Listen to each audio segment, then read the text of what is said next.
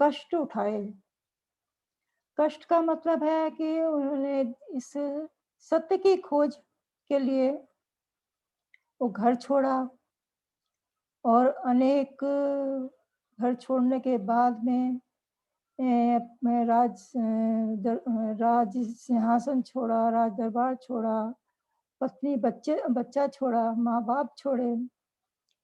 तो ये सब छोड़कर जब वो बाहर आए जंगल में अपना सारे आभूषण वगैरह अ, वो अपने घोड़े को भी उन्होंने दे दिया। तो आप समझिए उन्होंने पहली बार जब जूता उतार कर धरती पर पैर रखा होगा, तो कितना क्या महसूस किया होगा? ये सब सोचते हुए कि और भूखा रहना, क्या खाया, क्या पहना, ये सब हमने संक्षिप्त में सुना, देखा, महसूस भी किया। लेकिन जिस व्यक्ति के अंदर दृढ़ निश्चय होता है और उद्देश्य लेता है, उद्देश्य रखकर जो काम करता है, तो आप समझिए वो कभी पीछे नहीं हटता। इसी प्रकार सिद्धार्थ जब घर से निकले हैं, तो उन्होंने एक उद्देश्य लिया, उसका नाम दिया सत्य की खोज। और सत्य की खोज में वो अनेकों संत महापुरुषों, संत मुनियों, संत तपस्वियों तरह-तरह के से संपर्क किया, उस उनसे बहुत कुछ सीखा, राम कलाम जी से, उद्धत रामपुत्र से सीखा। तो ये और बीच में न जाने कितने लोग मिले उनको, संपर्क किया रहा है, उनसे भी बहुत कुछ सीखा। और ये सीखते-सीखते और दृढ़ निश्चय करते चले गए, लेकिन वो कमज़ोर नहीं पड़े कभी भी कि और यहाँ तक अभी हमने सुना है कि एक बार उन्होंने बिल्कुल ही खाना छोड़ दिया, एक चावल के दाने पे रहे। तो ये सब हमने देखा है, सुना, तो इससे हम देखते हैं कि वो कितना प्रतिज्ञाबद्ध थे, दृढ़ निश्चय थे। उद्देश्य की पूर्ति करने के लिए वो कितने अपने को संयमी रखते थे। और ये सब उन्होंने पा भी लिया, प्राप्त भी कर ली, यानी कि वो संबोधि को प्राप्त हो गए और वो संबोधि प्राप्त बुद्ध सम्यक संबुद्ध कहलाने लगे। वो एक महामानव बन गए, महामानव बन गए। ये महामानव इस संसार में पहला एक मानव है, जिसको महामानव की के नाम से पुकारा जाता है। और भगवान शब्द भी बुद्ध के साथ ही लगा। इससे पहले किसी के नाम के साथ में नहीं लगा, किसी भी देवी देवता में। तो हम देखते हैं कि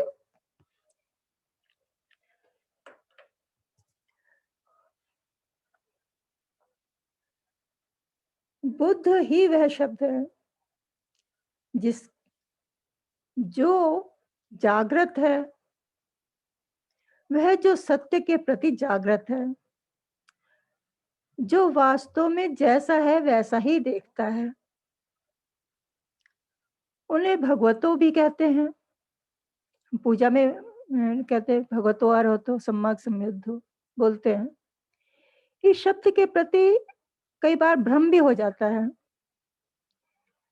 क्योंकि इसका प्रयोग देवी देवताओं में भी लिया जाता है, गुरुओं में भी लिया जाता है। लेकिन हम इतिहास जब देखते हैं हम, तो उसमें सर्वप्रथम बुद्ध के साथ में ही ये महामानव के गुणों से अपने गुणों के लिए जाने जाते हैं और इतनी लोग मानव हुए हैं, संत तपस्वी हुए हैं। इतनी भीड़ में उनकी बराबर कोई कुशल कर्म करने वाला, कुशल गुणों वाला कोई खड़ा नहीं हुआ, जितना भगवान बुद्ध को माना जाता है और उनके गुणों को देख के लोग भी बहुत प्रभावित होते हैं। हैं। तो इस अब शब्द आता है भगवान बुद्ध के लिए अरहंत भी। अरहंत क्यों आता है? कि वो अरहंत है तो भौतिक एक शरीर के अर्थों में बहुत योग्य होता है। बुद्ध अपने बुद्धत्व के कारण अत्यधिक योग्य माने जाने वाले हैं और उन्होंने अपने अंदर के जितने भी अवगुण कहिए, दोष कहिए, अकुशल विचार कहिए, जैसे राग, द्वेष, लोभ, मोह और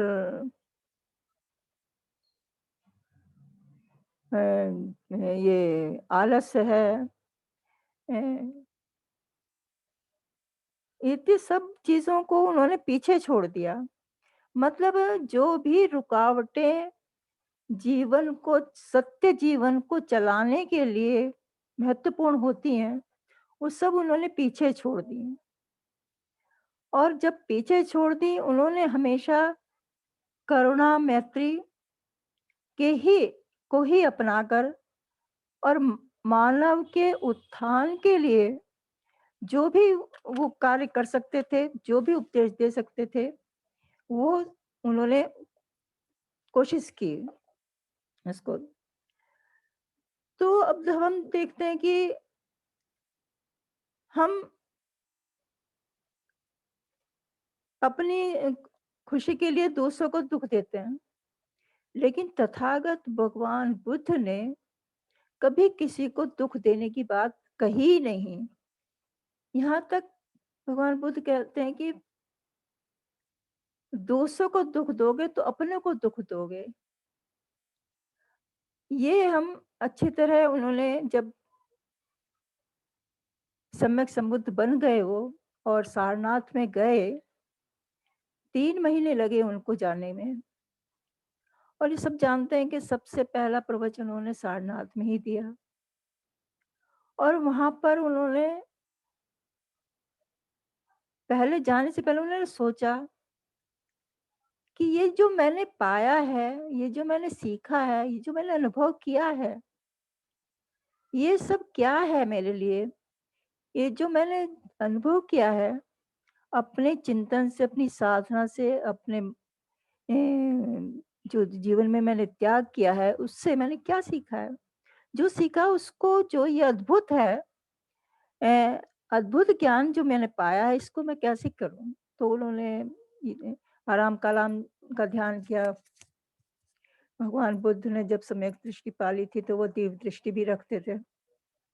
तो उन्होंने जाना कि आराम कलाम भी नहीं रहे, दूसरे देखा उद्धत रामपुत्र भी नहीं रहे। तो उन्होंने फिर सोचा कि मैं जाके सारनाथ में जाता हूँ और सारनाथ की तरफ मुँह किया और वो सारनाथ पहुँचे। तो वहाँ पर उन्होंने वो 5 भिक्षु उनको मिले। तो जब हमें किसी के प्रति कोई लगाव नहीं होता तो हम नकारात्मक सोचने लगते हैं उसको देखकर। उसी तरह पंचवर्गीय के भिक्षुओं भी उन्होंने भी ऐसा ही किया। लेकिन जैसे-जैसे वो पास में आते रहे तो उन्होंने उनको आदर सम्मान दिया और प्रवचन दिया उन्होंने। अ अ,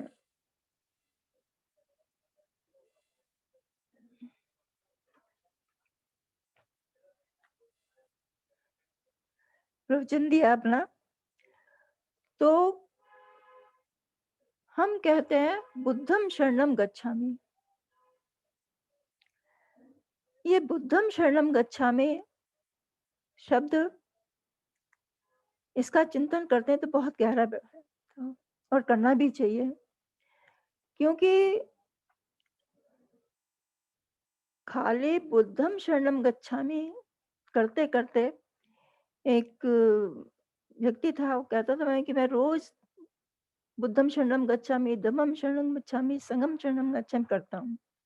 लेकिन मुझे कुछ प्राप्त नहीं होता।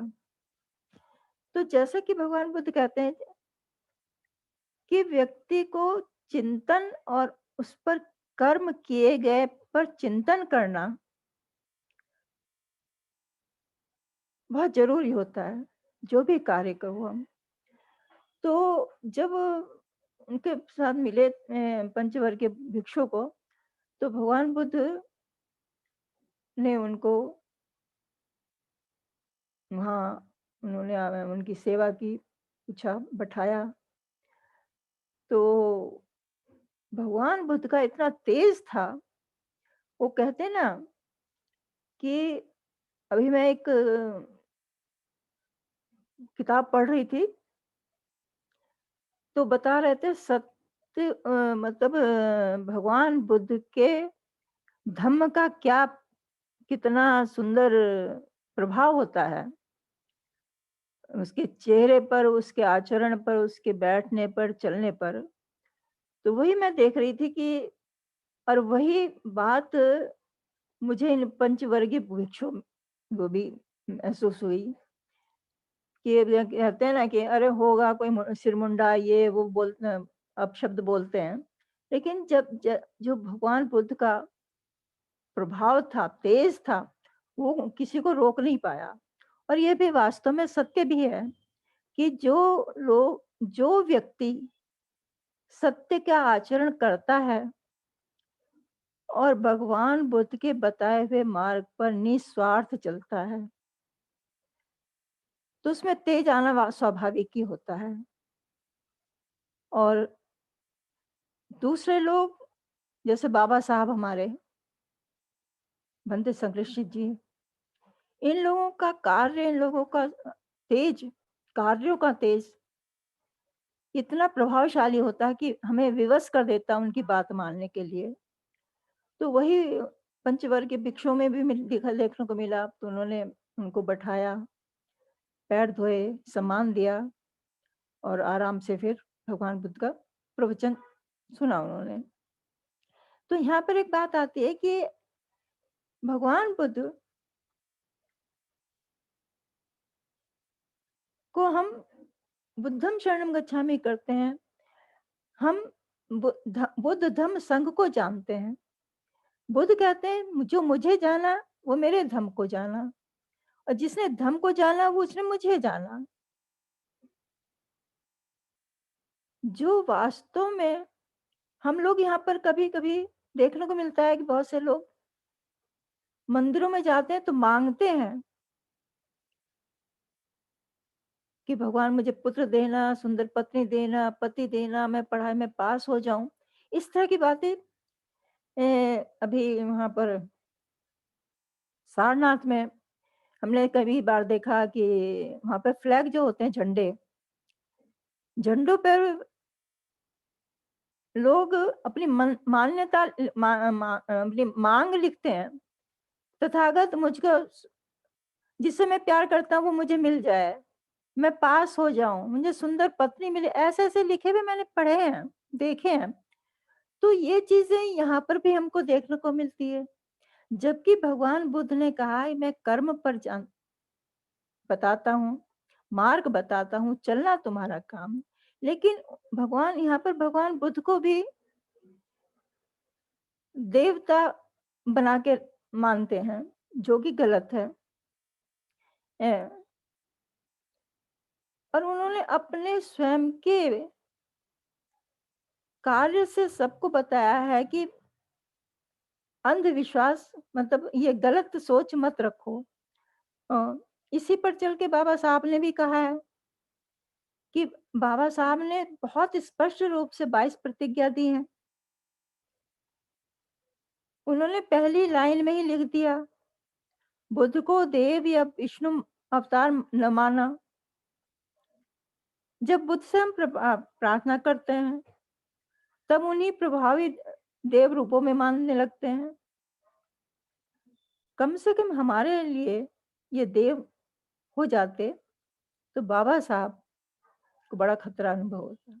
और इसी बात का खतरा था बाबा साहब को भी कि इस खतरे का अनुमान था और इस इ इ इस पर हमें वो उन्होंने चेतावनी दी बाबा साहब ने कि पहले ही लिख गए अपने 22 प्रतिज्ञा में कि इस तरह की मान्यता ना मानें। शुरू में ही 4-5 अ, प्रतिज्ञा दे बता दी उन्होंने। लेकिन क्या हम उस पर चल रहे हैं? विश्वास किया, तो हम बुद्ध और वर्ष अब आते हैं कि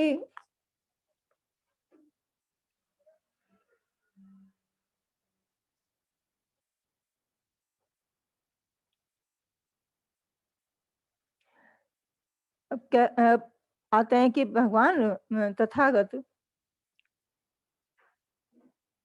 का जो शरीर है, तो सिद्धार्थ का ही मानते हैं। लेकिन अब वो शरीर सिद्धार्थ का नहीं है, वो बुद्ध का शरीर बन गया, भौतिक शरीर। भौतिक शरीर के अंदर सम्यक गुण है, सम्यक प्रज्ञा है।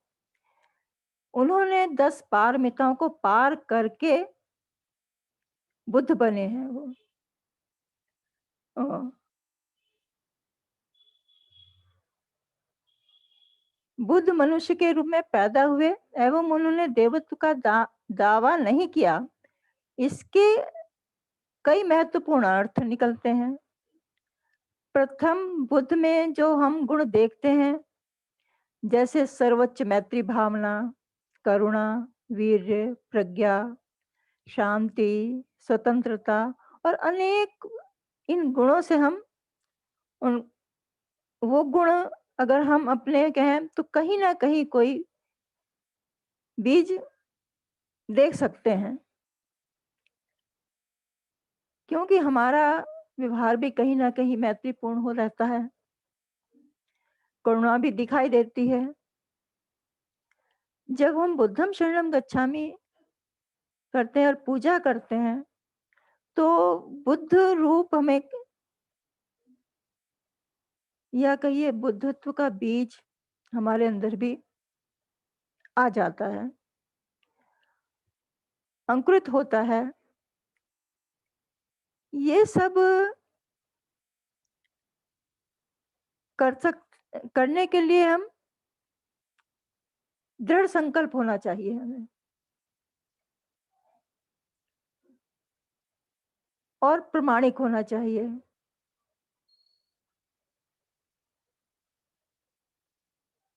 दूसरे हमें विश्वास होना चाहिए।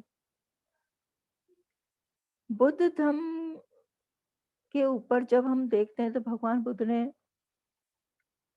के गुण बहुत गुण हैं और भगवान बुद्ध ने जब बुद्ध बन गए हैं और बुद्ध बनने से पहले भी देखा जाता है कि वो जहाँ भी गए हैं, उन्होंने कुछ ना कुछ सीखा है, चिंतन किया है, देखकर सीखा है और उस पर बाद में चिंतन किया है और वो परिनिर्वाण होने तक चिंतन करते रहे। और हम लोग क्या करते, देख लिया, सुन लिया, छोड़ दिया। हाँ, सीख लिया हमने। लेकिन जब तक हम चिंतन नहीं करते किसी बात पर तो उसकी चीज़ की गहराई नहीं आती। भगवान बुद्ध के गुणों का, भगवान बुद्ध के धम्म का बहुत अनेक चीज़ों में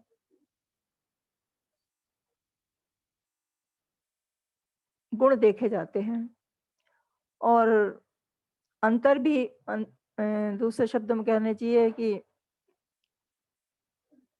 उनके गुणों का कहते नहीं कि परेशानी सी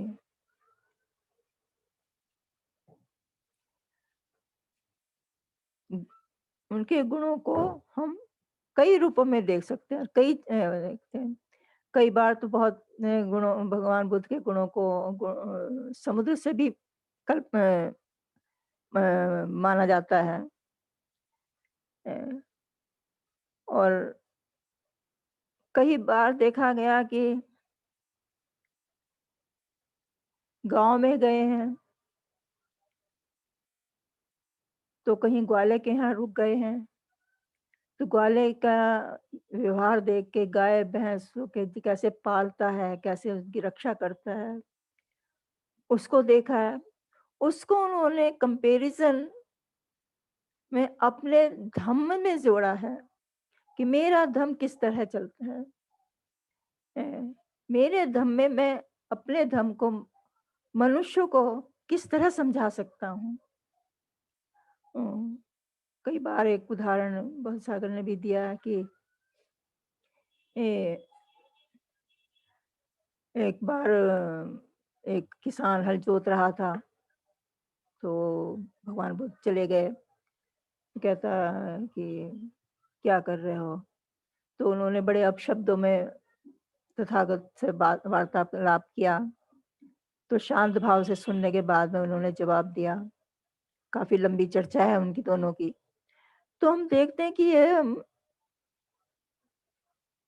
भगवान बुद्ध ने हर चीज़ को हर गहराई अपने पहले उस चीज़ को अपने अंदर उतारा है, तब जनता को दिया है, मानव को दिया है। ए, बुद्ध अ, भगवान बुद्ध की शरण गमन का अर्थ केवल समझ लेने से ही नहीं होता। इसका अर्थ समझने समझकर के अनुसार कार्य करना। यदि हम गच्छामि बोलते हैं, तो इसका अर्थ ये हो जाता है कि हम उनकी शरण जा रहे हैं, हम जाते हैं। हम बुद्धत्व मार्ग पर आरूढ़ हो रहे हैं और हम प्रयास करने के लिए तैयार भी होते हैं, जो बुद्धत्व को जानने के लिए बहुत आवश्यक है।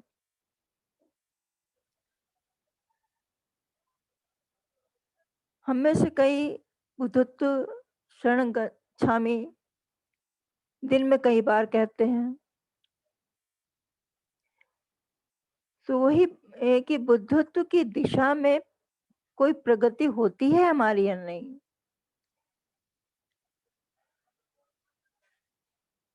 जिस प्रकार भगवान बुद्ध ने अपने अंदर के अकुशल विचार छोड़े, त्याग दिए और उन पर दृढ़ रहे, यानी कि सबसे पहले पंचशील जो है ना, पंचशील एक ऐसा शील है और भगवान बुद्ध ने भी कहा शील मेरे धर्म का स्तंभ है।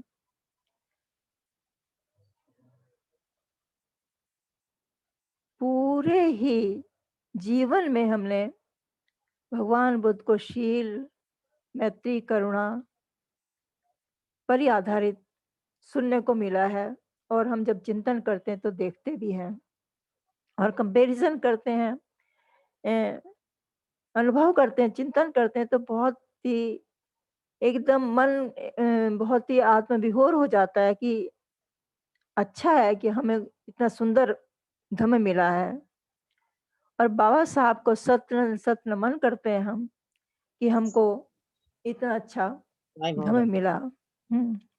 मिला है। तो आज हम जो कुछ भी सुना सकी, बता सकी मैं, अ, तो आज के लिए इतना ही है। आप लोगों ने सुना, आप लोगों ने देखा, समझा, उसके लिए मैं धन्यवाद देती हूँ, साधुवाद देती हूँ।